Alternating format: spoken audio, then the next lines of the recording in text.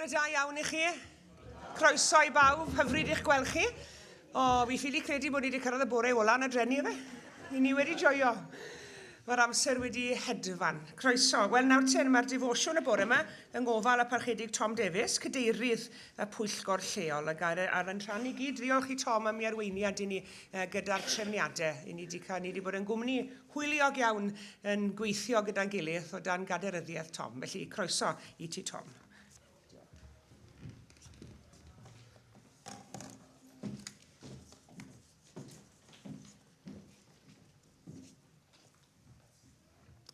Diolch yn fawr a gael ni hefyd tegu'r diolchiadau am eich cefnogaeth chi i'r gwaith yn enwedig y pwyllgor lleol. Wel, fel mae'n digwydd, 9 mlynedd ar 20 yn ôl i'r mis yma, mi ges I gynnig swydd gyda Cymorth Cristnogol. Ac os ydy hwnnw wedi bod yn benderfyniad gwael, wel bwrwch bai ar Jeff fan go. Fi'n mynd credu mewn o fe oedd y bai gyd, chwaith oedd y bobl eraill ynglwm â'r peth. Ond ddwch chi'n mynd syni felly bod Cymorth Cristnogol yn mynd I fod yn rhan o'r defosiwn yma bore yma. A dyma adnod sydd wedi bod yn ysgogiad I fi ar hyd y blynyddoedd.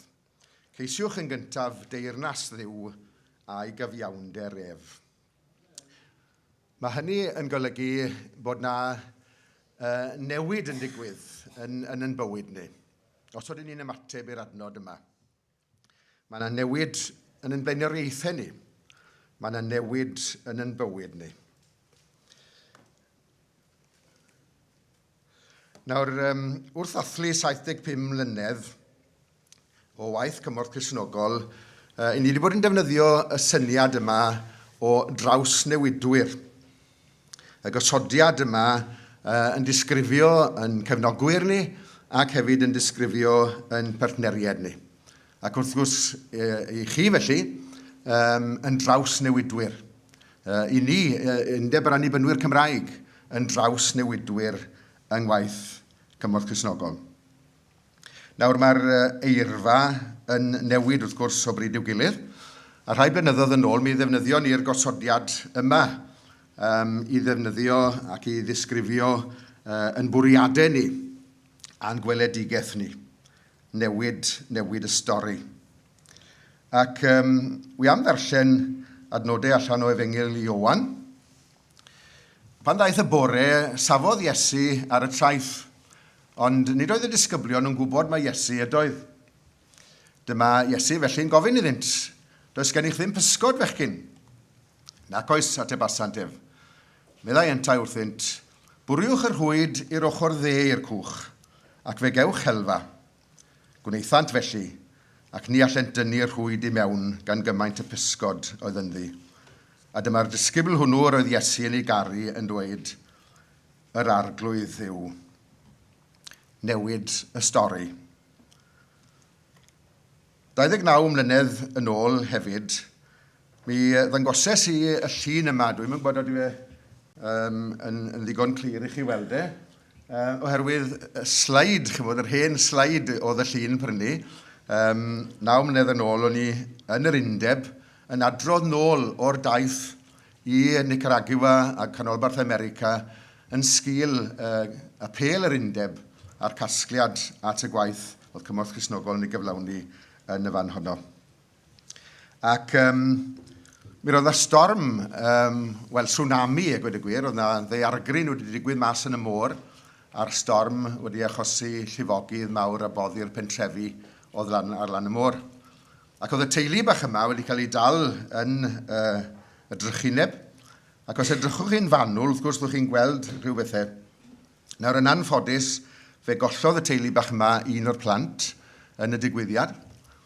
A'r bachgen bach ar Crys Coch na wedyn, oedd e'n codi I grys lan a dyngos I gefen I fi, ac oedd e'n dyngos y creithiau oedd ar ei gefenau, ac oedd ei fam yn gweud bod e ffili cysgu'r nos achos oedd e'n cael hyn llefau ac yn dihuno, meddwl bod y môr yn dod ac yn meddiannu I cartre nhw. Os edrychwch chi'n fanwl, wedyn fe welwch chi'r dyn, mae un cos sydd gyda ge. Mi roedd wedi colli gos yn y digwyddiad. Ac mi roedd ar y pryd diweithdra yn Nicaragua yn 70% o'r boblogaeth. Felly, llwch chi ddychmygu dyn a dim cos gydag e, doedd ddim gobeith gydag e i gael gwaith. A dyma fyne'n gadael y teulu wedyn ar ôl bod yn siarad yn nhw. Yr hyn oedd Cymorth Cristnogol wedi wneud i'r teulu bach yma, oedd adeiladu'r caffi bach yma iddyn nhw, ar ochr y ffordd. Ac mi roedd e fel rhyw fath o transport caffi bach, a bobl yn gyrru heibio ac yn aros ac yn cael bach o fwyd ac yn y blaen. A oedd Cymorth Cristnogol drwy'ch cefnogaeth chi wedi rhoi'r adnoddau iddyn nhw gynnal y caffi bach yma. A dyma'r wraig yn dod ar yngoli. A mi ddeud, wi eisiau diolch i chi wedi am y gefnogaeth i chi wedi rhoi ni. A mi ddeud ni, wel, pidwch a diolch i fi, mi ddeud ni, wi yma ran bobl o Gymru sydd wedi cyfrannu. Wel, pan mewch chi nôl i Gymru, wedi newch chi diolch i'r bobl oherwydd heb yr help na roio nhw, bydden ni a'r teulu yn starfo oherwydd doedd ddim byd i gael gyda ni. Fe newidiwyd i stori nhw yn y drychineb, ond fe newidiwyd i stori nhw hefyd yn y cymorth a gafwyd drwy eich ymdrechion chi.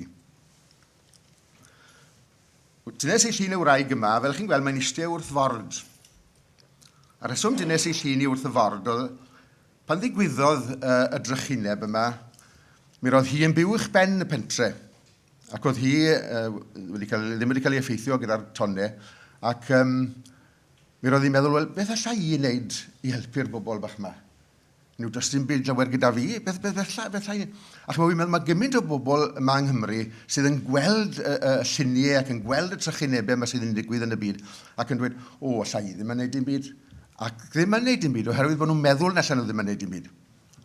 Ond yr hyn wnaeth y wraig yma, wrth gwrs, dyma'n meddwl, mae chydig bach o fwyd gyda fi yn y tŷ. A dyma'n mynd i'r tŷ, dod mas a hynny o fwyd oedd gyda, a dim ond rhyw bwndel bach oedd e ar gornel y ford. Ond wrth gwrs, oedd y bobl yn dod i helpu o fan eraill ac yn dod heibo'r tŷ bach yma ac yn gweld y bwndel bwyd. Mae bach o fwyd yn un tŷ fyd. A chi'n bod o fewn byr amser, oedd y ford yn orlawn o fwyd. A digon o fwyd i gynnal y pentrefwyr nes bod help iawn yn dod o'r tu fas. A dyna un o'r pethau mae dyn wedi sylweddoli. Mor fach yw'n ymdrechion ni'n gallu bod, mor fach fydd yn cyfraniadau ni, mae Duw yn gallu troi yr ymdrechion bach na i gwneud nhw yn fendith i gymaint o bobl. Gwyn eich byd chwi sydd yn awr yn newynog oherwydd cewch eich digoni. Gwyn eich byd chwi sydd yn awr yn wylo oherwydd cewch chwerthin. A dyna'n profiad ni wedi bod ar hyd y blynyddoedd yng Nghymorth Cristnogol yw y newid y stori. Medde un o'n partneriad ni o Colombia, gallwn ni ddim gweld beth rwy'n gweld a gwybod beth rwy'n gwybod a pheidio gweithredu. Newid y stori. Wel, pwy yw'r trawsnewidiwr mawr? Beth sy'n trawsnewid bywyd?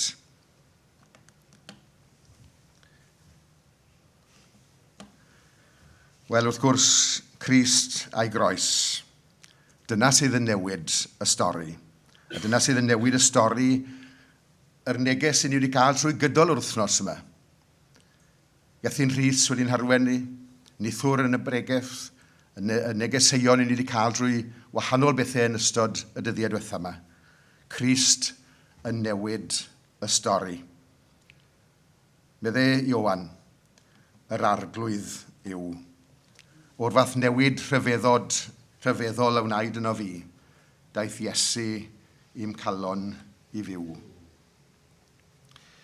Weles i hwn yn ystod y flwyddyn ddiwetha ar y we ac lle ni'n pido a'i lawr lwytho fe. Y ferch fach yma, mae'n gweld y cerflun yma, dwi'n yn gwybod a wedi'n sylweddoli mae cerflun yw e. Dwi'n yn gwybod a wedi'n sylweddoli mae Crist, cerflun o Grist yw e. Dwi'n yn gwybod a oedd hi'n ymwybodol o beth oedd arwydd o gad y groes. Ond yr hyn yma hi'n sylwi yw, mae angen help ar hwn. Mae'n gweld y groes. A'r cwestiwn i ni wrth gwrs yw, a wedi'n ni'n gweld y groes ac a wedi'n ni yn barod i'w chodi.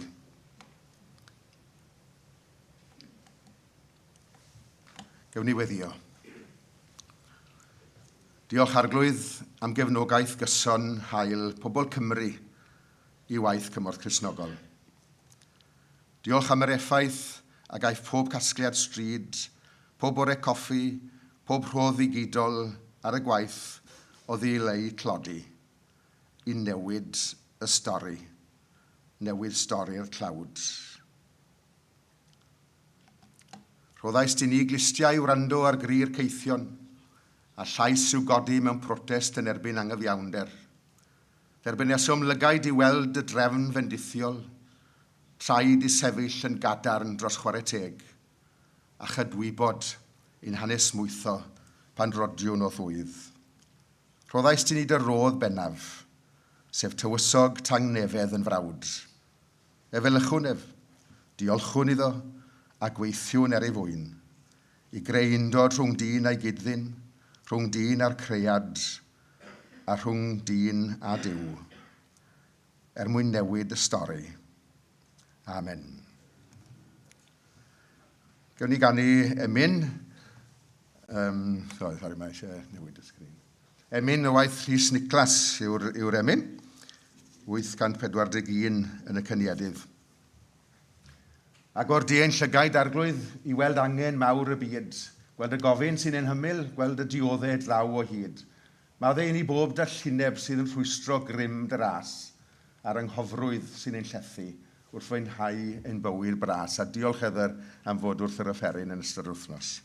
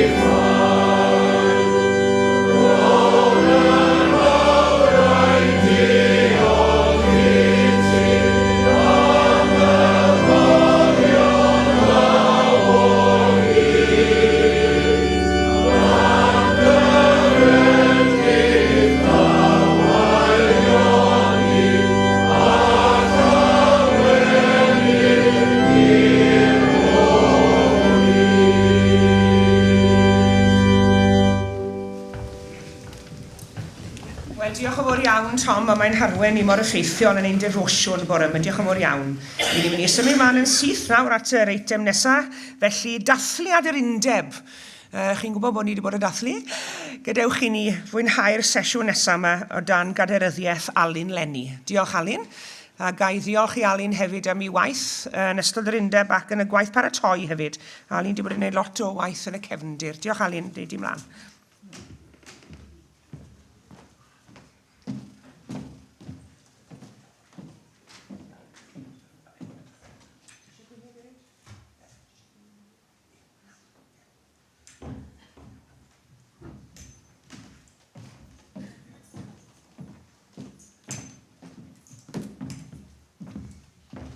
A chroeso i John Gwilym a Gwilym hefyd. Syniad i fi, beth sy'n mynd ymlaen?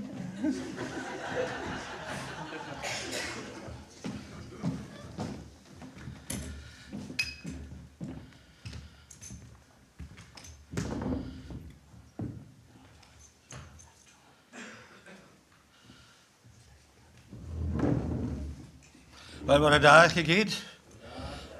Mae'r mawrion da ni ar y llwyfan bore yma, a fi. Fi'n ofni.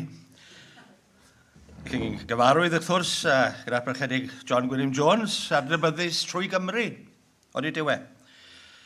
Fel tad Tudur Dylan. Wps. Sori, a ni'n mynd bant ar y dron yng Nghywir cyn dechrau. Na, yn enwog wrth gwrs fel bardd a chynarchdderwydd awdur y mynnau mawr, chwythodd yr awel ar Gymru drachefn ymlith eraill yng Nghaneuon Ffydd. A cafodd e'r deinio i sefydlu Bethania Tymbelicha yn 1963, lle buodd e am 4 blynedd, cyn cael ei ddenu am ryw reswm i'r gogledd i fod yn weinidog Eglwys Annibynnol Bangor, lle buodd e am 20 mlynedd, cofiwch, tan ymddeol yn 2007. A mae nhw'n byw mewn Trepeniel ers rhai blynyddoedd ac yn aelod yn y capel o'r un enw yno. Wel, croeso, John. Wedyn, mae da ni un o weinidogion ifanca yr annibynwyr. Y Parchedig Dr Gwilym Tudur, diweddaraf o deulu enwog y Tuduriaid i fynd i'r weinidogaeth. Ei dad Alun yn prif olygydd y tyst a'i dad ci, Dr Tudur Jones, un o fawrion undeb yr annibynwyr Cymraeg.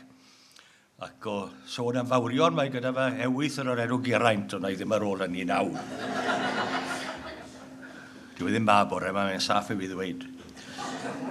Cafodd Gwilym ei ordeinio a'i sefydlu llynedd fel gweinidog yng Nghapel Seion, neu Baker Street, dyma rhaid ni'n nabod e, Aberystwyth a Bethel Talybont, yn dilyn fy nghefnder Andrew Lenny, a fy weinidog yno am 30 mlynedd, sy'n atgoffa fi o'r hyn ddywedodd y Parchedig T. Elfyn Jones, pan ddaeth e yn olynydd i S.B. Jones, bardd y goron a'r gader, oedd hefyd wedi bod y weinidog ym Mheniel a Bwlch y Corn, ym Bwlch y Corn a Pheniel, am 30 mlynedd.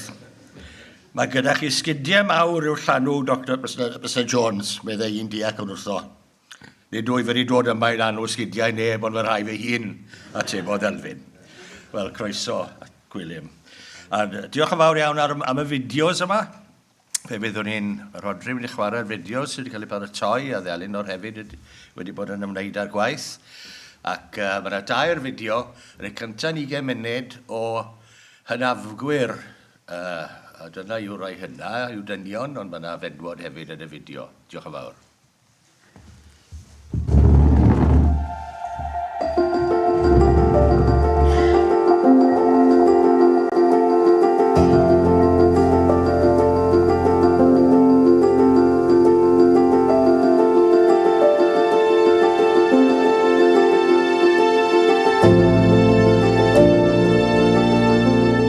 Ni bod yma yn Canada am 59 o mlynydde.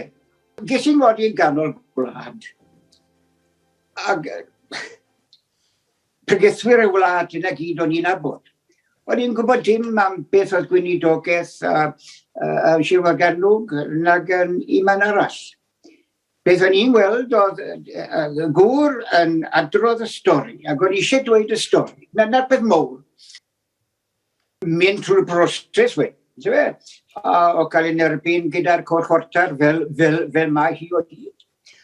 A dewis coleg. A cwrdd â boes fel Dewi Eirig Davies, Stanley John, Alwyn Charles, cyfnod na o fechgyn. Ac ar ddiwedd y cwrs fe ges i alwan fach. O'n i Canada o'n i am fynd. Ac i Canada i. A ath y 5 mlynedd, 10 mlynedd, ar 10 mlynedd, a dyma ni 59 ac yn i maw o hyd. Pan wedi mewn yn y weinidogaeth, o'n i'n gweld gallu'r eglwysi lleol yma ddim a bod ond i bai i fod yna rhyw gyfundrefn yn rhywle yn tynnu ni ac yn cadw ni at ein gilydd. Ac fe ddath hi'n bwysig yn y ffordd yna. O fe ddath hi'n bwysig herwydd bod mae drwy'r undeb bod ni'n cael bod yn weinidog, drwy'r undeb bod ni'n cael yn ordeinio, drwy'r undeb bod ni'n cael byw allan, nhw oedd yn gyfalu amdynau. So oedd hi'n bwysig yn y ffordd yna.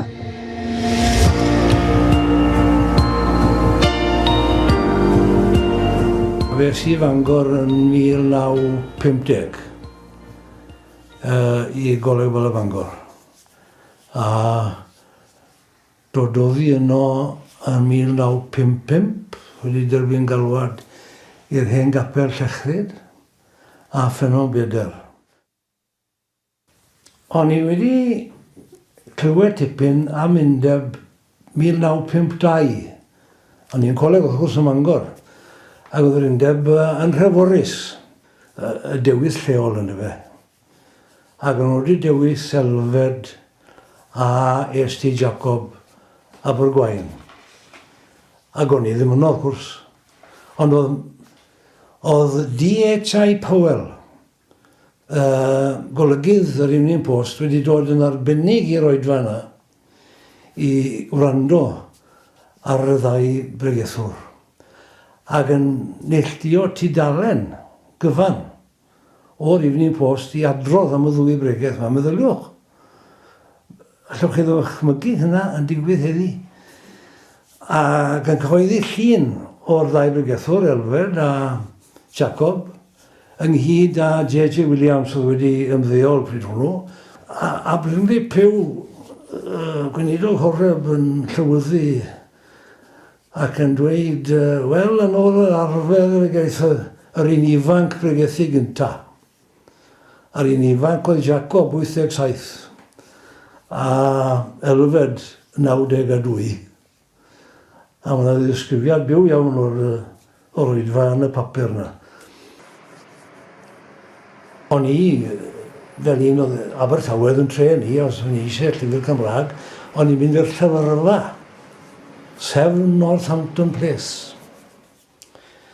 A fe ddath y les i ben neu beth bynnag a gafodd Curig Davies oedd yn ysgrifennydd prynu weledigaeth yma o brynu neu gael les ar y capel yma yn Hel St Helen.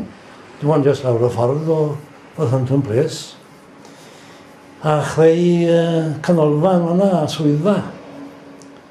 Ac wrth gwrs o lot yn gwrthwynebu. Ac oedd y pobl nawr yn y ganolfan yn taflu cwestiynau lletwyth at Curig. A rai nhw'n gallu bod yn ddigon pigog. Ac oedd Curig yn ateb. Ac oedd chi'n deall beth oedd yn gweud. Bwya anelwig. Ac yn diwedd oedd y bobl yn blino. Ac nhw'n jyst yn ystod ar yr lan. A ti ddim yn dweud ei. Mae'n y bobl fel hyn yn meddwl bod hwn yn drwp. Mae'n lawrach na nhw gyd. Achos mae'r atebion anelwig yma. A fe lwyddodd i gael ei ffordd. A agor T. John Penry a Llyfrfa a Gwasg, wrth gwrs.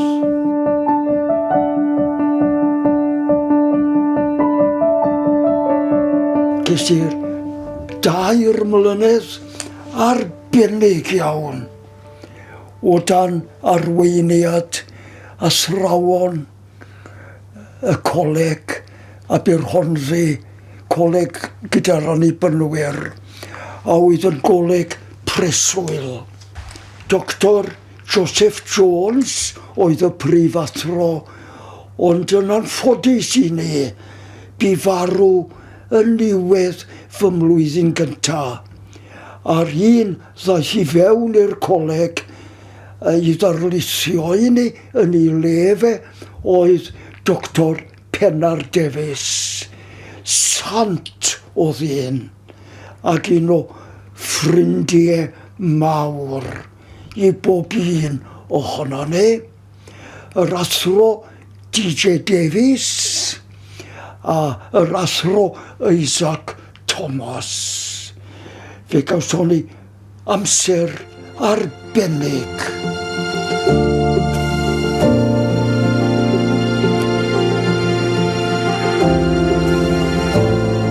Eirian Rhys yw'r enw, ac ys i'n ordeinion wedidog yn 62. Ac yn y dyddiau yna, pan oedd capeli a cynulleidfaodd niferus yn dal i fod, ond oedd diriwiad yn gyflym yn cerdded yn fras trwy'r eglwysi. Oedd y capeli yn y 60au o hyd yn y dyddiau oedd y pregethwr yn bwysig. Yn ystod y cyfnod na, mae'r gymdeithas wedi newid. Mae'r gweinidog wedi lleihau i bwysigrwydd gyda'r eglwysi yn colli lle yn y gymuned. A dyw'r eglwysi ddim wedi deall mae cryfder eglwys yw'r eglwys yn gynulleidfa. Ta'r gynulleidfa ar waith yw eglwys, nid gweinidog. Dwi wedi bod mewn eglwys sydd wedi tyfu a tyfu a tyfu yn gyson, ac felly mae rhywbeth yn digwydd, ond mae wedi tyfu yn fwy na mewn niferoedd, mae wedi tyfu yn ei gweledigaeth. Mae yn blaengar yn yr ardal yn cyfuno'r pentre a tu hwnt i hynny i dynnu pethau at ei gilydd i bobl mewn angen. Yn chi'n mynd mewn i'r capel a byddwch chi'n gofod mynd i bod 2 ffridge a teledu falle. Ar wythnos ar ôl ni mae'r 2 ffridge a teledu wedi mynd a bydd golchi a rhywbeth eraill na. Bydd soffa dych chi'n set fawr. A mae'r heina i gyd yn mynd i gwrdd ag anghenion bobl tlawd yr ardal. Mae'r eglwys wedi cyrraedd man. Mae yn gwneud yn fuddiol yn y gymdogaeth a mae'n y reswm am ei bodolaeth i. A mae'r aelodau yn cael pleser mas o bod yn fuddiol. Mae eisiau cyd-wneud a cyd-dynnu i gael afiaeth a blas a gweud y gwir. Mae rai eglwysi'n byw ar ganu o gwyn i byd nhw, ond mae yna foddhad dwfnach i gael wrth bod yn gwneud daioni Iesu Grist.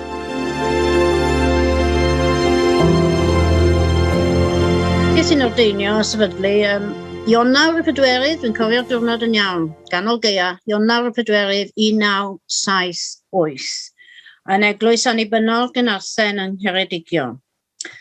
Ni wedi treulio 5 mlynedd yn hapus iawn yng Ngholeg Coffan, Abertawe, yn y 70au. Oedd o'n le arbennig ar y pryd.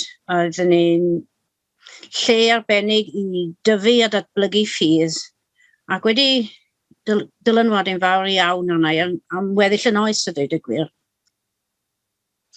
Roedd o'n beth mawr i fi gael yn ordeinio fel menyw, fel merch, achos fi oedd y cyntaf i gael yn ordeinio mas o'r coleg. Ac coleg yn gefnogol tu hwnt, yr undeb yn gefnogol iawn. Achos oedd hi'n gyfnod wahanol iawn i beth yw hi nawr, yn gyfnod roed anodd a digon heriol a dweud y gwir. Mae pethau wedi newid llawer iawn dros y blynydde. Dwi'n cofio mynd i gyfarfodydd blynyddol, mwynhau mas draw, mae rhaid fi weid. Edrych mlaen wrth gwrs at ynychiad y llywydd, oedfa brigethu wedyn. Ac yn y cynadleddau cyfarfodydd blynyddol, pan oedd penderfyniadau yn dod ger bron, cael eu cyflwyno, byddwn ni wrth y modd yn gwrando llawer i drafodaeth werthfawr a bywiog a bynciau llosg y dydd. A'r undeb, mae rhaid fi weid, yr undeb wastad ei bys ar y puls ar faterion o bwys. Megis i safiad i dros heddwch yn erbyn rhyfel, ei safiad dros y clodion, bod math o faterion wella sefyllfa pobl dan unrhyw fath o anfantes yn ein cymdeithas ni. Ron Williams ydw i, ges i'n ordeinio yn 1971. Pan gychynnes i yn yngweinidogaeth, fi'n cofio'n had yn rhoi cyngor i mi. Ddari o roi sawl cyngor i mi, a un ohonyn nhw oedd yn ymwneud efo'r undeb a cwrdd chwarter. 3 peth dwi'n cofio i ddweud yn y cyd-destun yna oedd bydd yn driw i dy gyd-weinidogion, bydd yn genuine iddyn nhw, Yn ail, gwna ymdrech fawr i fod mewn cyfarfodydd cwr chwarter a tria fod yn ffyddlon i gyfarfodydd yr undeb. A does na ddim, dwi'n credu bod fi wedi bod ym mhob undeb ers i mi gael fy ordeinio. Dwi'n teimlo bod yr undeb wedi bod yn rhan ganolog o'n perthynas ni efo eglwysi eraill. Mae'n gyfle i weld gweinidogion eraill, mae'n gyfle i gyfarfod â phobl eraill, a hefyd yn gyfle i ni i rannu ar lawr y gynhadledd unrhyw beth ydych chi'n dymuno. Fi'n gwybod mae rhai yn feirniadol iawn bod chi ddim yn cael cyfle. Wel, mae'r cyfle yna, mae'r broses yna, dim ond i'ch i'w dilyn ni yn ofalus. A dwi wedi bod ar llawr o'r undeb sawl tro yn ceisio a'r gyhoeddi annibynia efo beth hwn a beth arall, ond ddim wedi llwyddo bob tro. Ond na, y gymdeithas a'r gwaith yma'r undeb yn ei wneud, dwi'n ei werthfawrogi fe yn fawr iawn.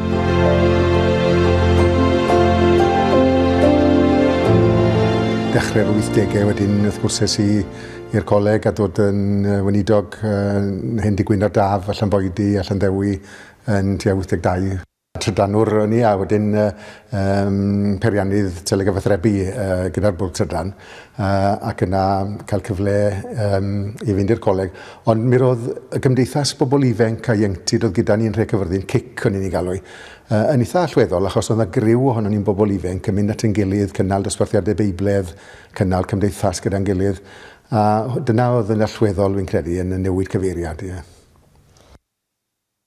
Yr undeb cynta fe sy'n rhan o'n wrth gwrs oedd yr undeb yma yng Nghyfyrddin pan o'n i'n dathlu'r canmlwyddiant. O'n i'n sôn amdano ni fel criw o bobl ifanc ar y pryd yn cynnal cymdeithas yn Nhrecyfyrddin. A Jim Pagnest wrth gwrs yn weinidog yn y dre ar y pryd. Pinion Jones oedd yn weinidog fan hyn a nifer o rei eraill. Ond Jim wedyn yn arwen cyflwyniad. A fel wedi dweud yn y gair o groeso i undeb 150, oedd y cyflwyniad yn sôn am y gân, chi'n bod, pan fi dau yn troi yn filoedd ac yn filiwn, a dyna oedd y thema. Ac yn Capel Iel Awst, ac eto Capel Iel Awst yn Orlawn, hyd y drwsau. A nyne wedyn yn codi yn unigolion yn y gynulleidfa wrth ddechrau canu, ac yn cerdded i'r set fawr, ac yn cyrraedd y set fawr yn llawn set fawr o bobl ifanc. A dyna'r undeb cyntaf, fi'n cofio, a hwnna wedi gadael argraff hefyd.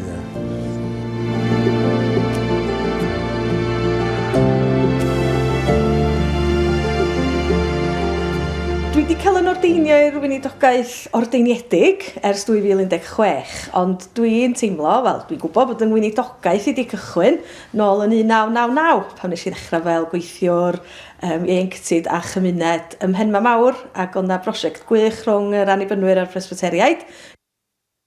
Pan o'n i yn arddegau hwyr, dod yn ymwybodol yn fwy o'r undeb, mae'n debyg drwy waith ECOM ac yn ymwybodol bod yr undeb wedyn yn rhan o'r teulu byd eang yma o eglwysi, a mae'n debyg i fi yn arddegau hwyr oedd o'n gyffroes doedd i wybod am eglwysi eraill a traddodiadau gwahanol ar draws y byd, a bod yna ffordd wedyn i gysylltu efo hynny a'r gweithgaredd ieuenctid oedd yn digwydd, a wedyn dod i wybod drwy'r undeb am y cwrs Training and Mission ac eisiau gynrychioli yr undeb, oedd yr undeb yn gorfod rhaid eich enwch i mlaen, ac oedd hynny yn 1997 a 98. Dechrau'r 90au ges i fy ordeinio, ac o'n i'n gadael y coleg yn teimlo bod ni'n gwybod y cyfan am y cyfan. O'n i'n teimlo fi anghyhoedion i raddau helaeth, wel am hwn i beth bynnag yn teimlo, mae'n nid just bod yr ateb gennym ni, ond taw ni oedd yr ateb i argyfwng crefyddol Cymru. Fe ddysgon ni'n weddol o gloi, mae nid ni oedd yr ateb, a fi'n gwybod o ran yr eglwysi nes i ddechrau gyda nhw, buon nhw yn amyneddgar iawn, yn gynhaliol iawn, a mae rhywun ar lawr gwlad fel betai yn sylweddoli'n weddol o gloi bod na fyd o wahaniaeth rhwng hyfforddiant coleg a bod mas yn gwneud y gwaith ac yn cyflawni'r gweinidogaeth go iawn. Mae y merthynas i ar undeb wedi bod yn gymysg i ryw raddau. Hynny yw, mae yna adegau pan i fi wedi teimlo'n bell o ddi wrth gwenidogion eraill, eglwysi eraill ac yn y blaen. Mae yna yn arbennig nawr, mae rhywun yn gweld gwerth yr cynhaliaeth yna a'r dod ynghyd a perthyn i rhywbeth sydd yn amgenach na'r eglwys leol. Mae yna werth yn sicr i'r undeb.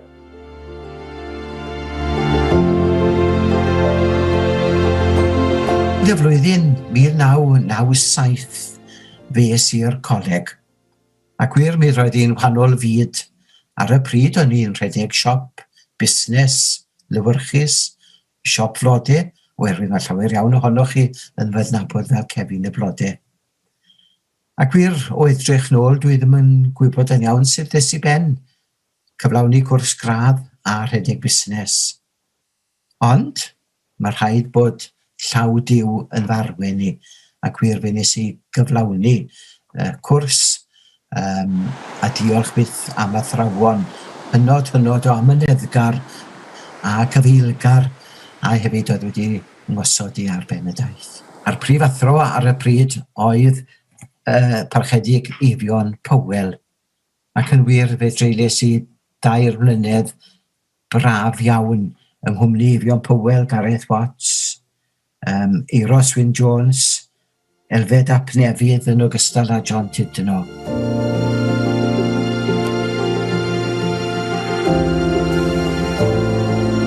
Carwyn dwi, a dwi yn weinidog yng ngofalaeth Bro Llanuwchlyn a'r Cylch. Ddes i yma yn Gwanwyn 2011. Mi daflis i'n hun i mewn i'r weinidogaeth dan hyfforddiant hefo tîm anhygoel tu ôl i mi yma'n Llanuwchlyn. Pan dyn ni'n ystyried dyfodol y weinidogaeth, bod rhaid cydnabod fod hanfod y weinidogaeth yn mynd i fod yr un peth yn oesol, sef pregethu'r gair, dysgu gair Duw, arwain addoliad eglwys, gweddio, sacramenta ac yn y blaen ac yn y blaen.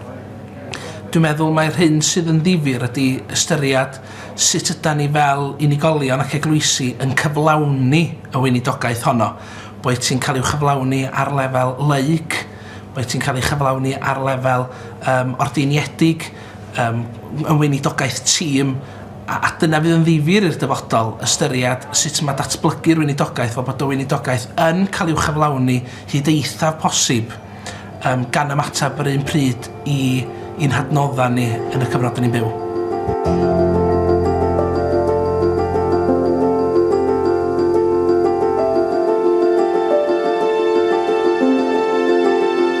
Wrth ymuno dda i'r undeb o Llanuwchlyn, mae'n siŵr bysach chi'n disgwyl i fi ger dantio o rhywbeth, mae'n siŵr neu rhywbeth mewn ryw englyn, ond fedra i ddim gwneud dim byd felly. Ond yn sicr, llongyfarchiadau mawr i'r undeb ar gyrraedd y 150, a dymuniadau gorau wrth i ni gydweithio ymhellach ac sicrhau dyfodol i achos Iesu Grist yma yng Nghymru. Cyfarchion cynhesaf am lwyddiant yr undeb sydd yn arbennig iawn yn cael ei gynnal eleni.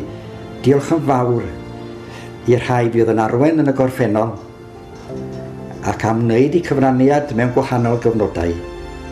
A dwi'n siŵr bod y cyfan yna wedi cael ei wneud clod, nid iddyn nhw hunain, ond clod ac gogoniant i Grist ein harglwydd. Diolch am y gorffennol, diolch am heddiw, ac yn dymuno pob dymuniad da, llwyddianeb a llwyddiant i'r dyfodol. Ga i ddymuno Penblwydd hapus iawn yn 150 i undeb yr annibynwyr Cymraeg. Da ni ddim yn gwybod beth sydd o'n blaen ni am y 150 mlynedd nesaf, neu hyd yn oed yr wythnos nesaf. Ond dwi yn gwybod y bydd Duw yn harwain ni a'n cynnal ni, a dyna sy'n bwysig. Mae'r undeb yn 150 mlwydd oed. Mae'r hen wreigen yn gallu dawnsio'n dda o hyd a phob dymuniad da i'r dyfodol. Boed i Dduw yng Nghrist drwy Ysbryd Glân i harwen a'i eglwys ym mhob man i amlygiad y mynegiant newydd o'i gariad ar y ddaear. Achos wrth gwrs i ni'n ymwybodol iawn bod hi'n gyfnod o dipyn o newid yn y cyfnod i ni'n byw yn ddi nawr. Ond dwi'n siŵr bod Dyw a'i bwrpas yn mynd i fod ar waith i'r dyfodol. Dyna'n gobeith ni a dyna sail ein ffydd ni.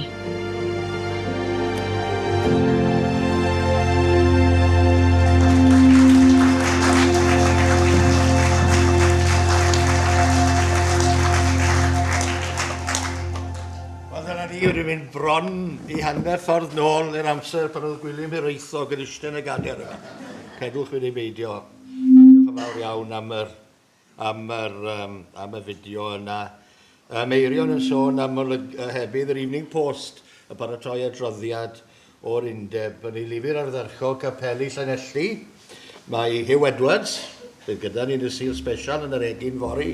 Mae Hugh yn sôn am perchedig W.M. George yn cael ei sefydlu yng Nghaer Salem, Llanelli ym 1932, pan fe wnaeth yr Llanelli Mercury lanw'r tudalen flaen i gyd gyda hanes y cwrdd sefydlu. Pan aeth y perchedig George ymddeol ym 1958, ar ôl chwarter canrif o wasanaeth, dim ond rhyw baragraff bach neu ddoi yng nghanol y papur oedd yno, sy'n dangos y newid mawr oedd wedi bod yn yr cyfnod yna. Nawr te, am y 10 munud nesaf, neu rhywbeth fel yna, mae un o hynafgwyr yr undeb heddi, John William Jones, yn mynd i sôn wrthon ni am undebau ddoi. Diolch yn fawr i chi, John. Diolch, Elin. Wel, dyna beth yw fideo ardderchog, ac oedd e'n newydd hollol i fi. Mae'n wedi rhoi darlun cyflawn i ni. Fe ofynnwyd i fi ddod yma, gan bod fi yn nawr yr un sy'n edrych hynna o blith y gwynwegion ac yn gloff. Fe ddylio nhw, wel, yng ngael i ddweud rhywbeth o'r argraffiadau sydd gyda fi am yr undeb dros y blynyddoedd. Wel, mae yna rai ohonoch chi yma sydd ddim yn cofio nôl mor bell a fi falle. I'r 40au, na'r undeb cyntaf ydw i'n cofio, ond nid yn cofio cyfarfodydd yr undeb hwnnw, ond yn cofio fod na weinidog yn aros gyda ni yn yr undeb yng Nghastell Newydd Emlyn, W. Berllanydd Owen.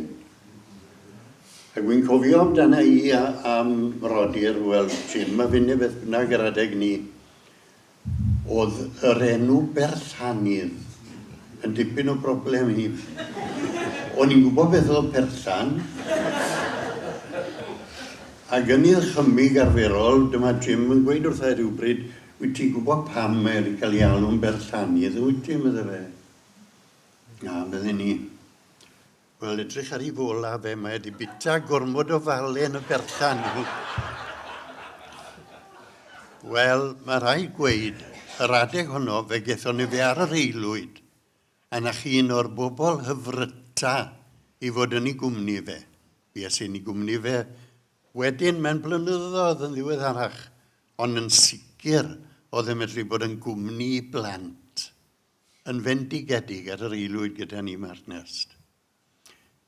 Yr undeb nesaf, Karen i sôn amdano fe, yw undeb gyfyrddin. Fe glywon ni Andrew yn sôn am yr atgofod gyda ge, am y ferch ifanc yn codi o'r gynulleidfa ac yn canu'r emyn o'r fath newid rhyfeddol a wnaid yno fi, daeth Iesu i'm calon i fyw.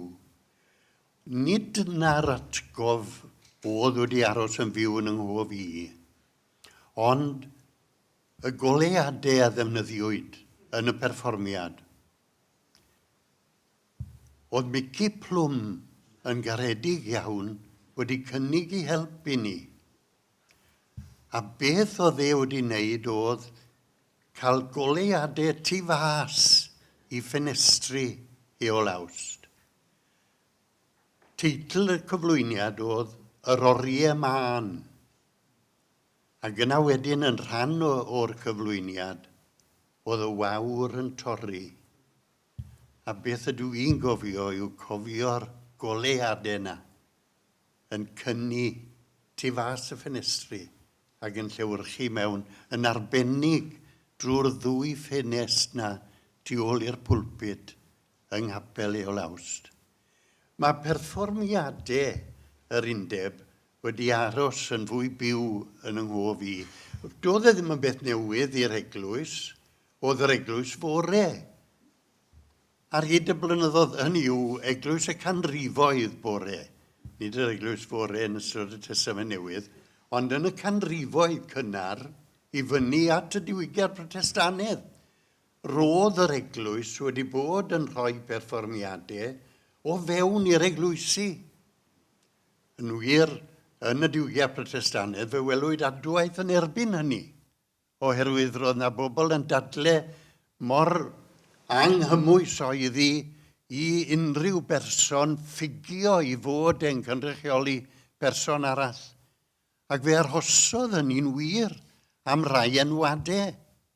Yr enwad yma, yr annibynwyr o bob enwad sy'n o flwyddyn i flwyddyn bron wedi gofalu fod yna gyflwyniad, drama neu berfformiad o ryw fath yn cael ei gyflwyno.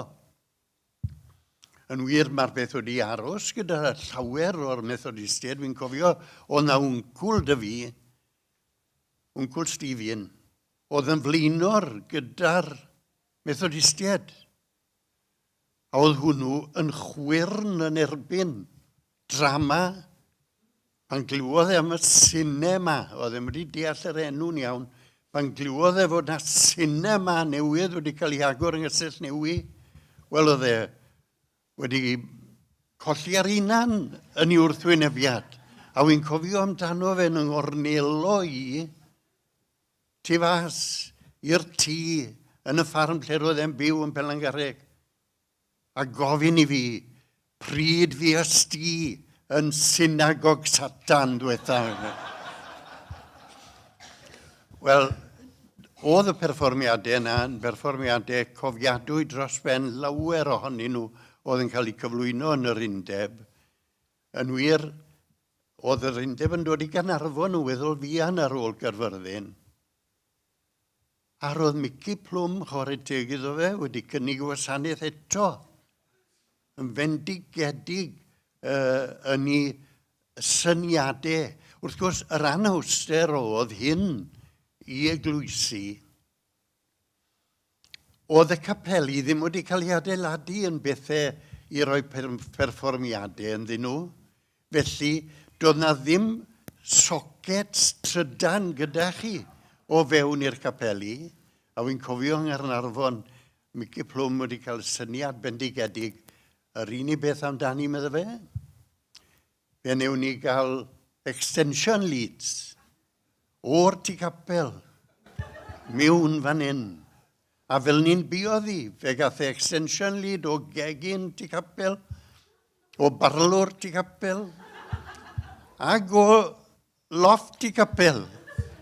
A wy'n cofio am y rhan fwr oedd yn gofalu pryd hynny am y capel, yn dod mewn o'r tu capel i'r cyntedd. Oedd wedi colli ar unan yn llwyr. A dwi'n mynd i fio fe. Medda fe gwarchod y byd, medda fe. Chi'n gwybod, fydd yna letrig ar ôl gyda'r Mrs. Co yn y tŷ. Os na rwch chi stop ar y Mickey Mouse ma.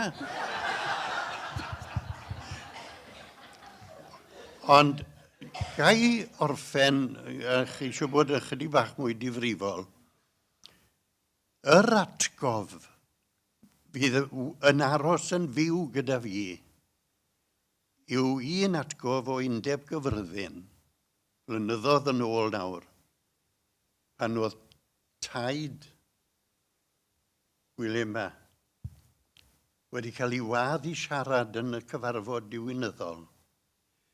A'r cyfarfod hwnnw yng Nghapel Heol Undeb. A'r un arall oedd wedi cael ei wadd yn fwriadol hollol oedd yr athro J.R. Jones. Y ddau ohonyn nhw yn yr un cyfarfod, ac fel oedd y trefnwyr yn gwybod, y ddau ohonyn nhw'n cynrychioli dwy aden hollol wrthwynebol o fewn i athrawiaeth yr eglwys. Wel, wy'n cofio cerdded i'r capel a gweld Tudur yn ei gar yn mynd dros un o diadau. Nes i'n mynd ato fe prynu mwyn rhoi llonydd iddo fe i baratoi. Es i'r capel ac i'r galeri. Fe alwyd yn gyntaf ar yr athro J.R. Jones i siarad. A hwnnw mynd i'r pwlpit a bwndel o nodiadau gydag e. A dyma fe yn clirio'r Beibl a'r caniadydd a'r llyfrau eraill o'r pwlpit a gosod i stondin fan ni i nodiadau ar gyfer ei anerchiad. A chi'n bod oedd hi'n anerchiad fel byddech chi'n disgwyl, ysgubol. Ond wedyn, dyma Tudur yn mynd lan i'r pwlpit. Y peth cyntaf nath oedd cydion y Beibl mawr oedd wedi cael ei roi ar set y pwlpit. Cydion y Beibl mawr o'r sedd a'i roi yn ôl ar ganol y pwlpit.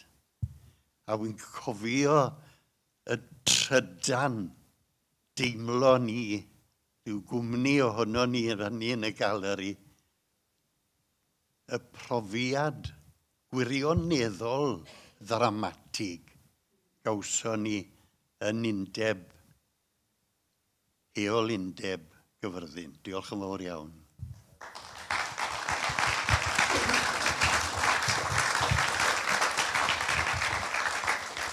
Diolch yn fawr iawn i chi, John. Felly ni rando am awr yn gallu ni. Arnoch chi yn treithi am eich eitgofion y dwys a'r digri o undebau a fi.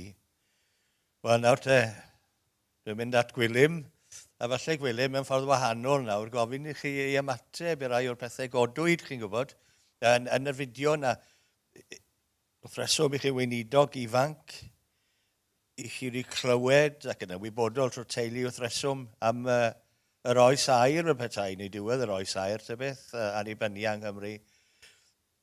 Mae'n rhaid bod chi'n berson dewr iawn yn mynd mewn i hyn nawr. Ydy hwn ymlaen, ydy. Alun, ydych chi'n garedig iawn yn deud hynny, a ydych chi'n garedig iawn hefyd yn galw fi'n ddoctor, ond dydw i ddim yn ddoctor. Just i gael hynny'n glir. Dwi'n mynd i gymryd y teitl. Wel, dwi'n meddwl bod fi'n ddewr. Dwi'n meddwl bod Duw yn dda, a mae Duw yn galw pobl i waith. Mae'n angen mawr yng Nghymru i bobl glywed am yr arglwydd Iesu Grist. Am raint i ydy cael sôn wrth bobl amdano fe, o sil i sil. Beth bynnag dwi'n neud yn Aberystwyth, jyst i gael sôn am yr arglwydd Iesu Grist. Mae'n gymaint o fraint bod yn weinidog yr Efengyl. A dwi'n ddiolchgar iawn i'r arglwydd am y cyfle mae wedi roi i fi, ac fy holl wendidau ffeileddau, bod wedi'n galw i bregethu'r Efengyl. Mae'n hyfryd gweld y fideo yna, lot o bethau newydd i fi. Oedd yn hyfryd gweld Irfon Evans o fyna sy'n aelod gyda ni yn Seion Aberystwyth. Dwi'n ddiolchgar iawn am yr holl gyfleoedd dwi wedi cael gan yr undeb yn ystod yr blynyddoedd diwethaf yma.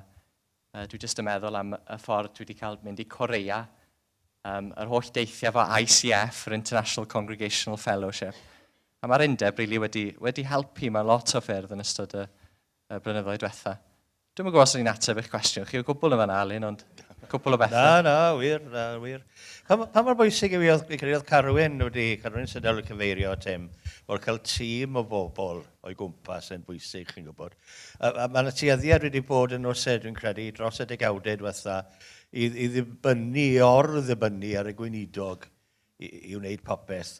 A'i trwy gael y tîmau bychain yma nôl, mae adfywio a chynnar eglwysu?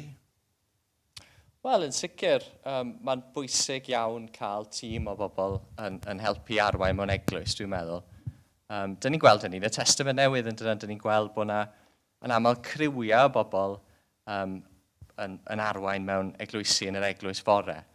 A dwi'n meddwl bod yn beth da bod gweinidog yn gallu troi at bobl eraill a gofyn am gyngor, gofyn am weddi.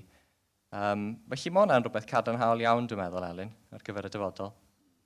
Ie, yn sicr yng nghefnder Andrew Neithiwr yn sôn am y llythyr yn dyfyn cyfeirio at y disgybl dilynwyr fel pobl annwyl iawn. A mae'n siŵr bod hynna'n dal i fod yn wir heddiw. Mae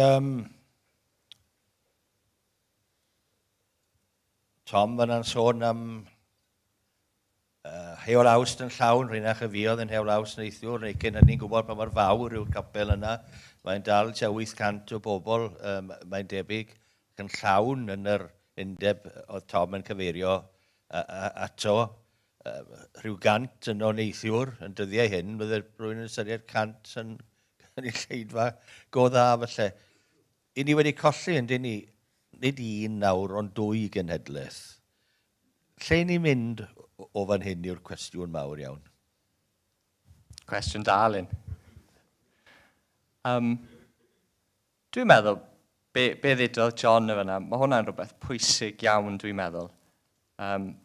Just y syniad yna o taid yn symud y Beibl yn ôl i'r pulpid. A dwi'n meddwl bod e'n bwysig iawn bod ni'n ail ddarganfod i'n hyder ni yn y Beibl. Oherwydd mae Duw yn siarad trwy'r Beibl.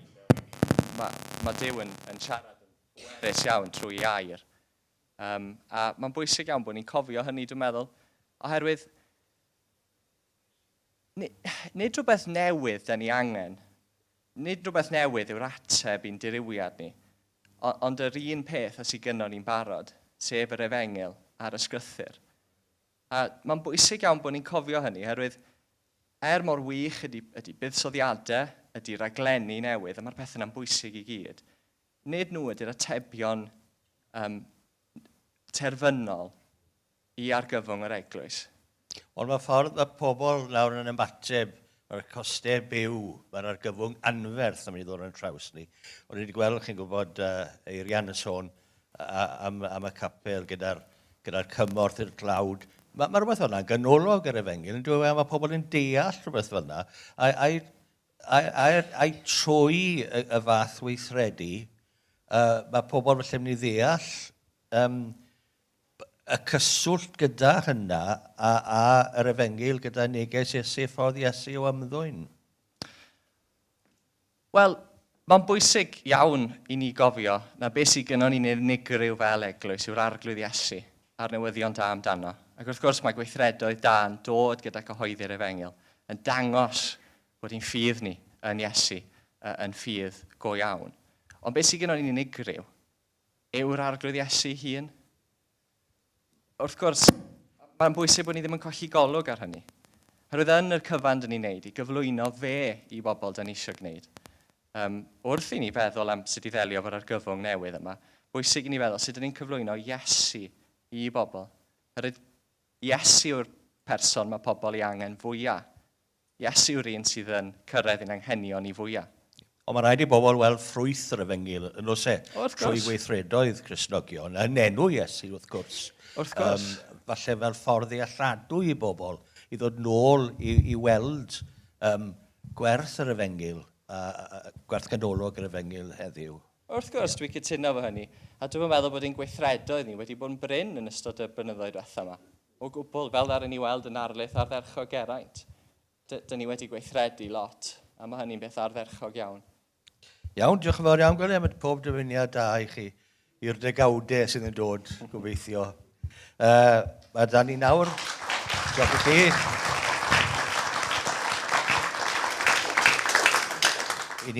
Tri ohono ni'n mynd i droi nawr, lle mae'n cael cric yn y gwddwgau, i weld y fideo nesaf, sy'n sôn am gwaith sy'n cael ei wneud yn Hydron Penri a gan yr undeb. Diolch, Rodri.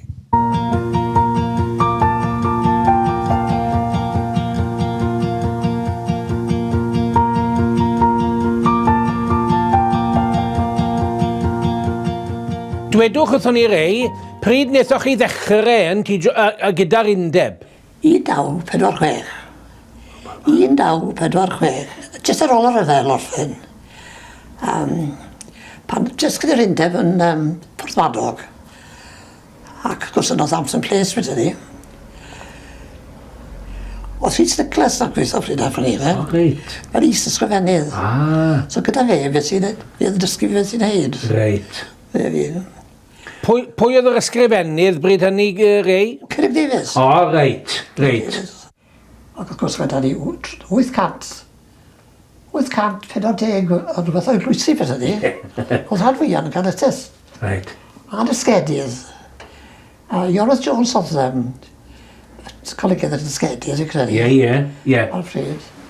A wedyn, a fi'n cael Cerrig Davies oedd ysgedydd test oedd y plant. Os yw'n cofio'n iawn. Pwy oedd golygydd y test, Ray? Dyfnall Owen? Ie, dyfnall o golygydd y test. Oedd gyda dyfnall. Os oedd rhywun yn dod yn trws, ac oedd efo'n siarad yn nhw, oedd rhoi i pen Tony Glis. A capur ni law, ac oedd e'n mynd at y trws yn gweud, o sori, wi fusi iawn yn ganol leid treithawd. Oedd yn cadl y miwn. Oedd pennar yn y dreifo pennar Davies o'r lle. Na. O chi oedd o sioffar? O ie. Byddech chi'n mynd gyda fe wedyn? Byddech chi rei i wahanol? Un oedd ecstas i dreifo Cerrig Davies, beth wedyn? Oedd e'n licio dreifo. Reit. Oedd e'n rhaid i cael test, test y gael. Wel, am test y gael blynyddoedd. Nagodd. Dwi'n ddedys yn y set front, a nhw 3 gweinidog gyda Cefn, ac o'n nhw siarad trwy'r amser o'n i dreifo. So, i chi'n gwybod lot o gyfrinachau, Terry? Os ydych chi'n syni. Os ydych chi'n syni, beth oedd yn ymlaen.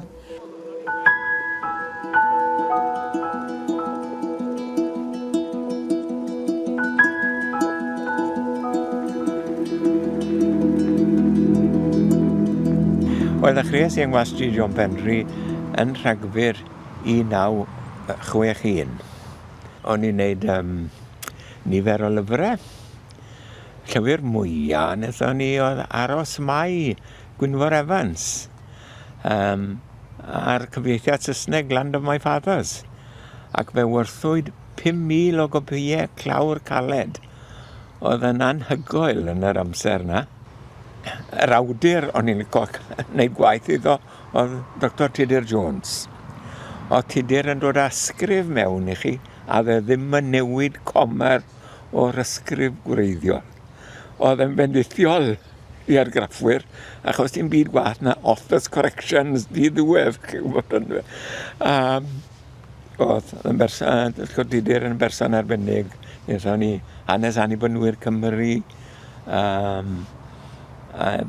Do'n i 3 llyfr arall iddo hefyd. O'n i'n neud 2 bapur wythnosol, y test i'r annibynnwyr, a Seren Cymru i'r bedyddwyr.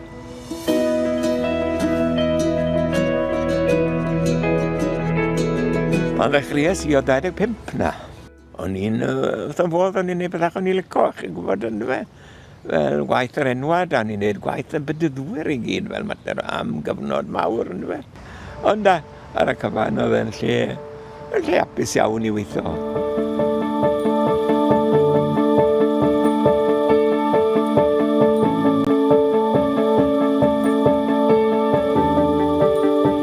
Gwyndaf Jones ydw i. Ges i'n ordeinio yn Weinidog yn 1971. Yn gwbl anisgwyl, ges i wahoddiad gan y parch Derwyn Morris Jones, ysgrifennydd cyffredinol yr undeb, i fod yn gyd olygydd ag Alun Page ar y tyst. Ac yna ni glemdod, fe dderbyniais i y gwahoddiad. Y peth sydd yn aros yn y meddwl i yn nghyfnod yng ngolygyddiaeth oedd derbyn llythyr wedi'w gyfeirio ata i. Oedd i wrth y Vatican. Agor yr amlen a'r llythyr gydag arbau swyddogol y Vatican yn Gymraeg yn ymeio i am y mod i'n camddehongli dogma yr eglwys babyddol ar yr athrawiaeth o gyfiawnhad drwy ffydd. Syndod i mi oedd bod mhwt golygyddol i yn cael ei ddarllen yn y Vatican a bod yn swyddogol felly bod nhw wedi ymateb. Fe gyhoeddes i'r llythyr yn ei grynswth yn y tyst.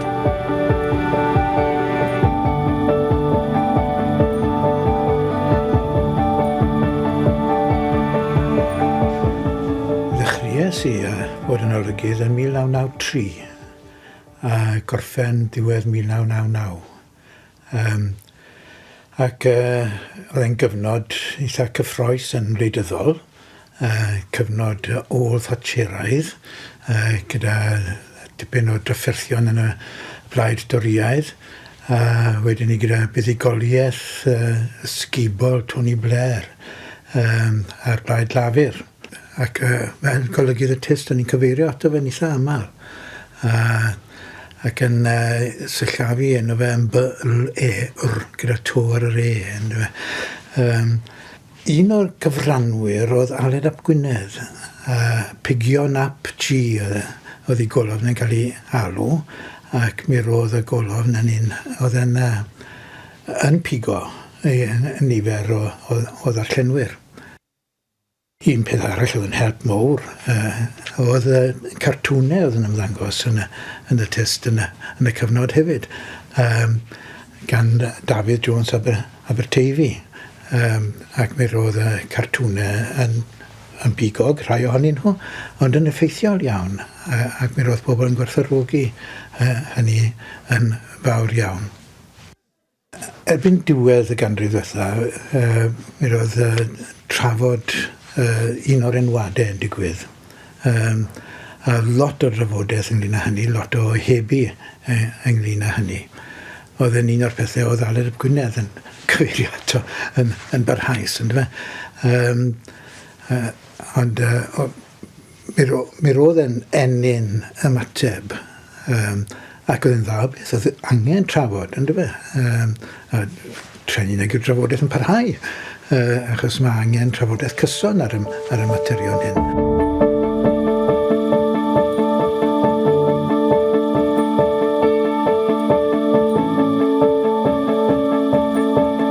Hywel Richards, golygydd y test am ryw 5 mlynedd yn dilyn Marcus Wells.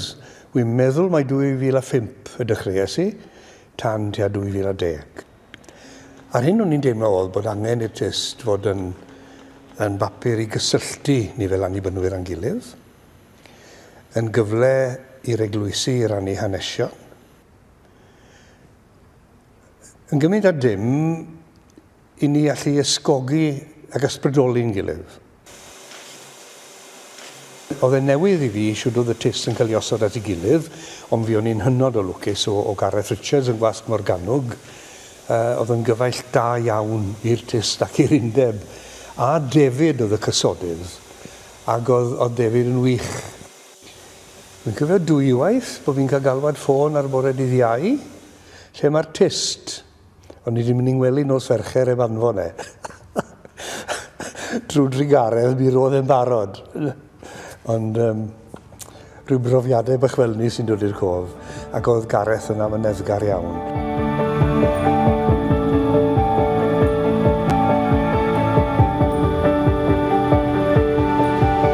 Fi di Alun Tudur, golygydd y tyst, a dwi wedi bod wrthi erbyn hyn ers oddeutu 10 mlynedd o leia. Da ni wedi mynd yn lliw ar ddwy dudalen, ac oedd hwnnw'n arloesol yn ei bryd oherwydd dyma'r papur Cymraeg wythnosol cyntaf erioed i gael clawr a tudalen ôl lliw. Be sy'n gyffroes am y cyfnod yma ydy bod ni'n gwybod bod ni ar ddiwedd cyfnod euraidd yn hanes y neilltuaeth Gymraeg a Chymreig. Ond y cyffro ydy gofyn beth sydd gan ddew ar yn cyfer ni i fewn i'r flwyddyn a'r ddegawd a'r 20 mlynedd nesaf.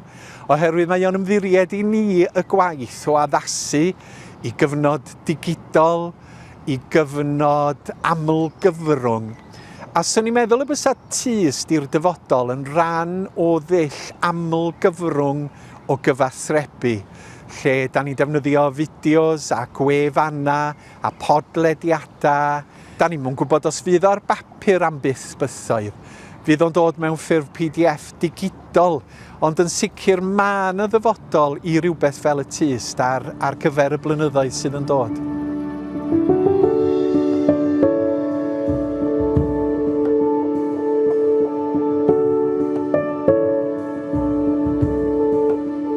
Arfon Jones ydy'r enw, ac mi roeddwn ni'n swyddog ieuenctid i'r undeb rhwng 1980 ac 1986, ac oedd o'n gyfnod bendigedig.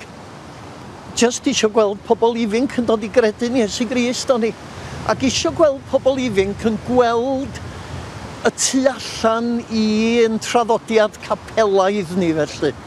A yn dod i berthynas efo Iesu Grist ac efo Duw y tad trwy Iesu Grist.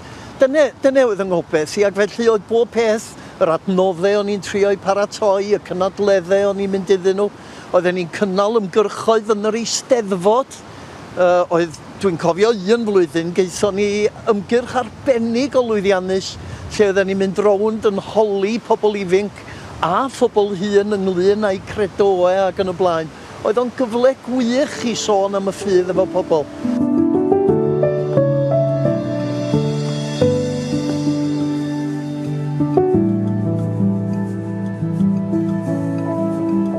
Iowan Gruffydd ydw i, ges i'r raint o fod yn ysgrifennydd cenhadol Undeb yr Annibynwyr, y trydydd i wneud y swydd hwnnw ar ôl diweddar Ari Edwards a diweddar Ieuan S. Jones.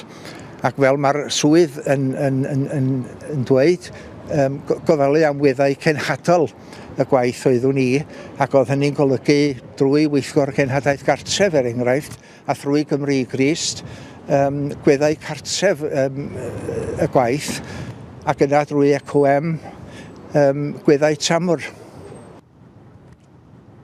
Yn y swyddog cenhadol yn John Penry y dath y cyfrifiadur cyntaf i John Penry, a elfennol iawn oedd y cyfrifiadur hwnnw, a fi yn unig oedd yn ei ddefnyddio fo.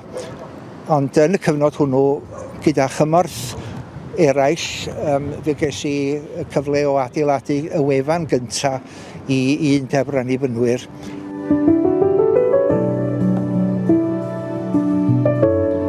Ie, mi gyrraeddes i yna, o'n i yn tynnu at 30 oed, a hynny fel oedd y ganrif yn troi felly. A beth oedd ar y gweill ar y pryd, yn daten reit boeth, oedd un o'r enwadau. Oedd hi'n drafodaeth go galed. Rhagfarnau, wel ar y ddwy ochr. Pobl a'i traed yn sownd yn y dde, fan hyn da ni'n sefyll. A egwyddorion, wrth gwrs, ar y ddwy ochr. Wedyn yn ystod y cyfnod yna, fe sy'n na 7 mlynedd, o'n i'n trio dal y golau ar helpu'r eglwysi i ddatblygu, i fod yn wahanol. Beidio aros yn ei rhigolau. Tre cael nhw i beidio bod yn sefyll yn yr unfan. Sy'n rhaid i chi fod fel y wedech chi 10 mlynedd yn ôl, a 100 mlynedd yn ôl. Mae'n iawn i chi newid. A mae'n iawn i chi fod yn eglwys annibynnol, wahanol i honna sydd draw fanna. Sy'n eisiau chi gyd fod yn unffurf chwaith. Un o'r pethau mwyaf mewn ffordd yn ystod y cyfnod o bod ni wedi symud yn lleoliad oedd y swyddfa'n arfer bod yn Heol Sant Helen yng nghanol Abertawe.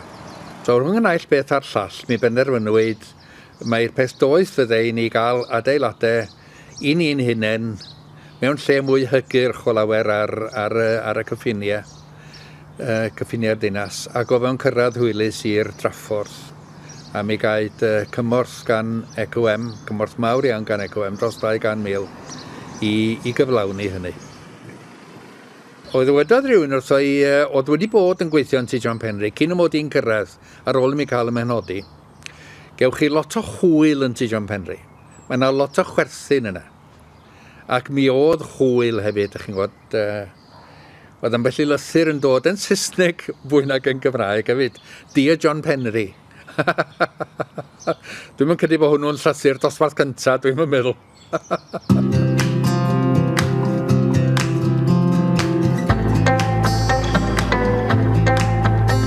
Pan o'n i yn dod yn ysgrifennydd cyffredinol yn 2006, yng ngobaith i oedd medru tynnu'r eglwysi at ei gilydd.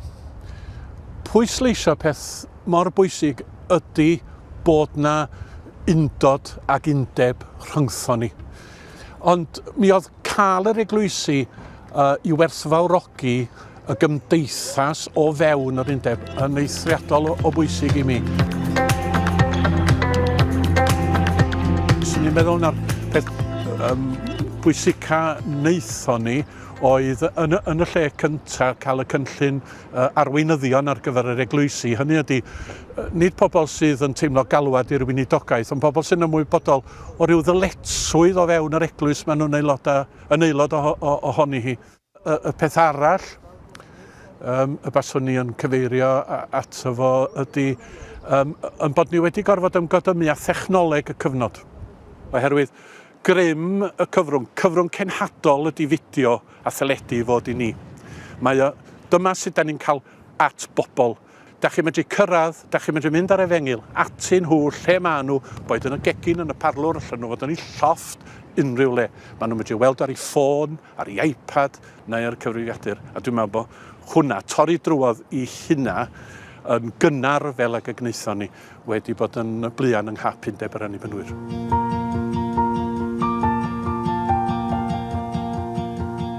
Wel, swn i'n licio llongyfarch Undeb yr Annibynwyr ar gyrraedd i ben blwydd yn 150 oed. Mae o'n ardderchog o beth. Ac bod yna bobl sydd wrach yn bryderus am y dyfodol, swn i'n hannog nhw i sylweddoli bwy da ni'n gweithio. Da ni'n gweithio i'r holl alluog, a mae'n hamsera ni a'n prydiau ni gyd yn ei law o. Felly mae rhaid i ni ymddiried yno fo, dyna di ffydd, ydy trystio Duw.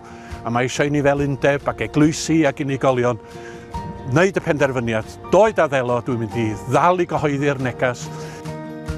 Dwi yn hyderus y bydd pethau newydd, dwi ddim yn siŵr pa mor gyffyrddus y byddwn ni, na faint o beth sydd gyda ni a beth i ni'n licio fydd yn para, ond dwi yn hyderus na fydd yr eglwysi yng Nghymru yn diflannu, bydd eglwysi Iesu Grist yma o hyd. Dyna gobaith penna. Mae'r dystiolaeth gynulleidfawol yn eithriadol o bwysig i fi, a wy'n dymuno pob bendith ar yr undeb a'i waith ac ar y cynulleidfaoedd hynny sy'n rhan o fywyd yr undeb i'r dyfodol. Ia, mae'n rhyfeddol, o'n i'm o gwmpas pan ddechreuodd o, ond mae'n rhaid i mi ddweud, mae'r undeb wedi gwneud cyfraniad arbennig dros yr 100 o flynyddoedd. Ac dwi'n gobeithio gwelwn ni'r undeb yn gwneud eto. Ond y gyfrinach ydy, a dyn ni wedi weld o'n dechrau, y gyfrinach ydy bod rhaid newid a chymhwyso'r gwaith i'r diwylliant ac i'r gymdeithas dyn ni'n byw ynddi. Dymuniadau gorau i'r undeb, a gobeithio y bydd o'n parhau i fod o gyfraniad gwerthfawr i'n heglwysi ni yn y dyfodol. Mae Undeb yr Annibynwyr Cymraeg wedi bod yn rhan o yn bywyd ni fel teulu ac o'n gweinidogaeth ni. 3 ohona ni fel meibion wedi bod yn weinidogion i'r arglwydd Iesu Grist yn had, wedi bod yn hyfforddi gweinidogion am 15 mlynedd ar hugian. Ac felly mae yr undeb wedi cyfrannu o ran gweledigaeth a chefnogaeth a sbarduno neu cefnogi gweledigaeth eglwysi ag unigolion mewn ffordd sydd wedi bod yn adeiladol iawn. Felly, penblwydd hapus i'r undeb yn 150 oed a phob dymuniad da i'r undeb yn ystod y blynyddoedd sydd yn dod.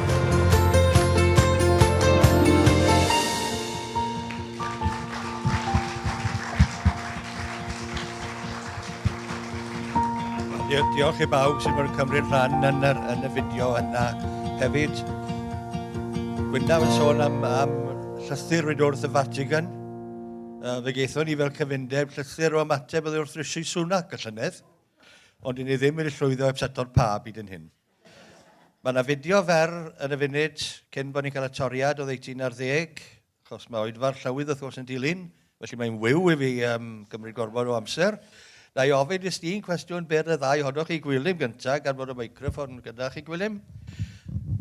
Siwr fyddi chi'n gweld yr undeb nawr yn cefnogi chi? Beth fydde'r prif beth byddech chi'n disgwyl fel cefnogaeth oddi wrth yr undeb yn ystod eich gweinidogaeth? Wel, dwi'n meddwl y bartneriaeth yna rhwng yr eglwysi sydd eisoes wedi bod yn digwydd, ond dwi'n meddwl bod hwnna mor bwysig a bod ni yn partneri i genhadu, i efengylu yng Nghymru a bod ni'n gwneud e gyda'n gilydd. Diolch yn fawr i chi. Yn siŵr oedd pawb yn dweud amen i hynna. Os ga i ofyn i chi, John, mae'r microffon yna. Ffordd arall rown, troi'r cwestiwn ar ei ben. Beth wedych chi oedd y brif gefnogaeth neu gysur fi oedd yr undeb i chi yn ystod eich weinidogaeth? Wel, oedd e'n rhywbeth oedd yn tynnu'r weinidogaeth at ei gilydd. Beth o'n i'n falch ohono fanna yn yr fideo oedd dangos y teulu oedd yn T. John Penry. Oedd yna rhyw gymdeithas hyfryd oedd rhywun yn ei weld e.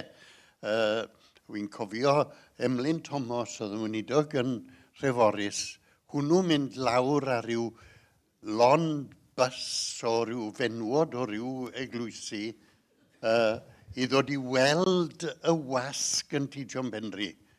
A oedd e'n ei arwen o gwmpas, a arwen o stafell i stafell at y gwahanol swyddogion oedd yno, a gyna at y wasg ei hun. A chi'n bod oedd y gilotîn mawr na oedd gyda nhw yn torri ymylon llyfrau. Ac Emlyn Thomas yn ddifrifol yn dweud wrth y menwod, chi'n gweld fydde fe fan hyn bob dwyfish, i ni'n dod lawr a Trebor Lloyd Evans i dorri y wynedd i drade. Wel, rhyw hwyl fel yna oedd yn ei blith nhw'n aml iawn yn T. John Penry. Wel, diolch yn fawr iawn, John. Sa'n siŵr os yw'r gilotîn yn dal i fod yn T. John Penry. A dwi'n siŵr faint o gaidau'r tŵr sy'n digwydd yn o bellach. Ond mae'r oes yn ei newid yn rhyfeddol i weld yr holl griw yna o bobl oedd yn gweithio i'r wasg slawer dydd. Diolch yn fawr iawn i'r ddau ohonoch chi. Fe nhw'n i orffen gyda'r fideo o gyfarchio nawr, a diolch i chi gyd am wrando.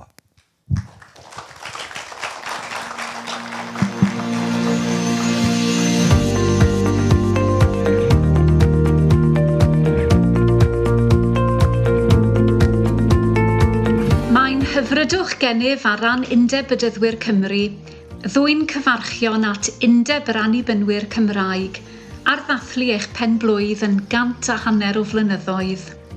Llongyfarchiadau gwresocaf ar gyrraedd y garreg filltir arbennig hon. Hyderaf y byddwch yn mwynhau'r dathlu yng Nghaerfyrddin ac yn wir y cewch ddigon o amser yng ngeiriau pensau'r eich cyfansoddiad y Dr John Thomas Lerpwl i gyffroi meddyliau puraidd eich gilydd i weithgarwch. Rydym yn dymuno'n dda i chi ac rwy'n siŵr fy mod yn siarad ar ran fy ragflaenwyr hefyd wrth ddweud cymaint i ni wedi trysori'r berthynas agos a ddatblygodd rhyngom dros y blynyddoedd. Diolch am y cydweithio a'r cyfeillgarwch ac edrychwn ymlaen at gryfhau'r berthynas mewn cyfnod heriol. I'm Simon Walkling, and I bring greetings from the United Reformed Church. Roedd hefyd yn cynrychioliaid partneriaid yng Nghyngor Eglwysi Ryddion Cymru, gan fy mod yn gwasanaethu fel llawydd ar hyn o bryd. From the Free Church Council perspective, we share with you in celebrating your part in promoting the Welsh language and chapel culture, and thank you for being partners in helping the nonconformist voice to be heard in the national life of Wales today. As moderator of the United Reformed Church National Synod of Wales, I remember our common roots in the congregation at Llanfacus, our shared emphasis on seeking the mind of Christ in church meetings, and our belief that the Spirit equips local churches to be part of the body of Christ where they are. I'm thankful that we're members together in the Council for World Mission and other global Christian families. And I pray for you as we face the same challenges of playing our part in God's mission in the context of Wales. May we all learn how to share God's love in a broken world.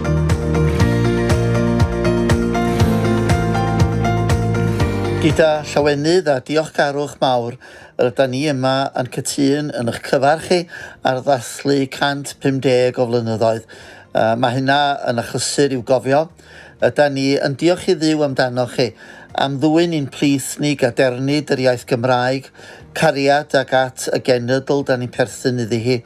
Hefyd yn hyrwyddo yn nherma allweddol fel gofalu dros foduriad, hyrwyddo heddwch ac sicrhau cyfiawnder bod y traddodiad progresif Cymreig hwnnw yng nghalon y cyfan da ni'n neud, bod o yno yn allweddol ar yn cyfer ni un ag oll. Da ni'n dathlu y saint y fu yma yn blaenau ni, y bobl fydd yn rhannu yn cymdeithas ni, yr hyn niferus i'w henwi, a da ni'n edrych ymlaen ar gyfer y blynyddoedd sydd i ddod. Bydded i'r canrifoedd o waith sydd o'ch blaen chi, bod o fendith i ni, i'r genedl Gymreig, a hefyd i'r byd yn ei gyfanrwydd. Bendith Duw arnoch chi, a sawl canrif fendithiol i ddod. The CWM family, your family from across the world, send their love, prayers, and good wishes on your remembering and celebrating 150 years. The story of the UWI, with its deep roots in the Protestant Reformation and Puritan history, bears witness to a journey of faith and faithfulness, an adventure throughout which you and your ancestors delighted in blessings, rose to challenging moments, and stood steadfast in the face of storms, and with much grace, and always a song or psalm of praise on the lips, in your unique Welsh flavor, tempo, and harmony.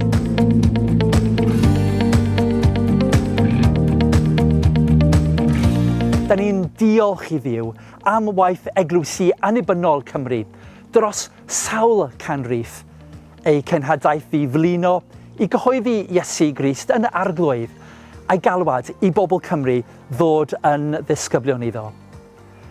Dych chi wedi gwneud hyn drwy gyfrwng ein heniaeth fwyn, gan osod esiampl a safon i ni yn yr eglwys yng Nghymru, wrth i ninnau hefyd addoli a thystiolaethu yn y Gymraeg. Llawen hawn yn y drysorfa ysbrydol a ymddiriedwyd i'r Cymru drwy ymroddiad gweinidogion y gair a'r sacramentau, y beirdd a'r eminwyr, yn ogystal â'r rai a fi'n sefyll dros gyfiawnder ac y fi'n dystion i dernas heddychlon Crist. Mae'n bleser mawr ac yn ffraint eich cyfach ar ran yr Eglwys Fethodistaidd ac yn arbennig ar rhan Synod Cymru.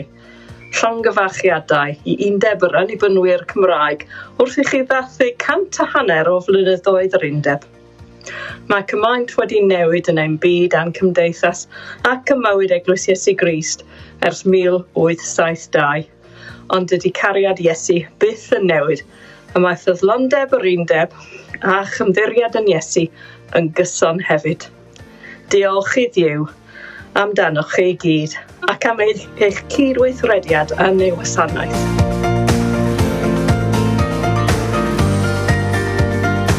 Hello everybody, my name's Yvonne Campbell and I'm the General Secretary of the Congregational Federation, and I just want to say congratulations on your anniversary of 150 years building the kingdom and serving our Lord Jesus Christ. So on behalf of the Congregational Federation, God bless you all and continue to do amazing work. You'll see I'm in Wales and this is one of your famous beaches in the Gower, which is just absolutely stunningly beautiful. Have a wonderful day.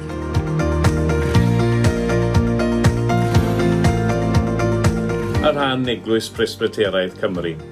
Llongyfarchiadau enfawr i chi a phemblwydd hapus i chi fel undeb wrth ddathlu 100 o flynyddoedd.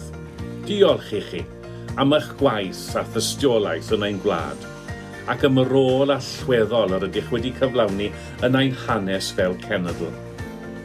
Yn bersonol, ys ga i ddweud, mae'n hyfryd cael y fraint o'ch cyfarch fel hyn ar y chlysur mor arbennig oherwydd mae'n chwaer a'i theulu yn aelodau gyda'ch llywydd a mae'r mab a'ch sgrifennydd yn aelod gyda ni yn Salem.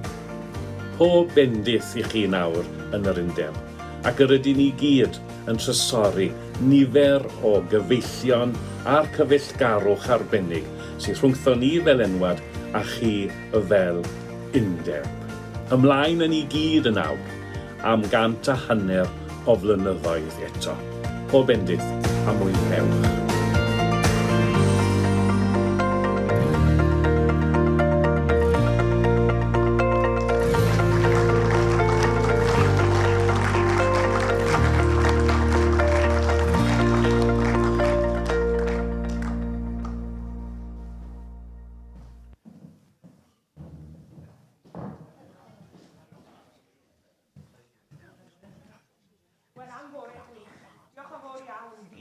Am yr holl waith paratoi sydd wedi cymryd lle o flaen llaw.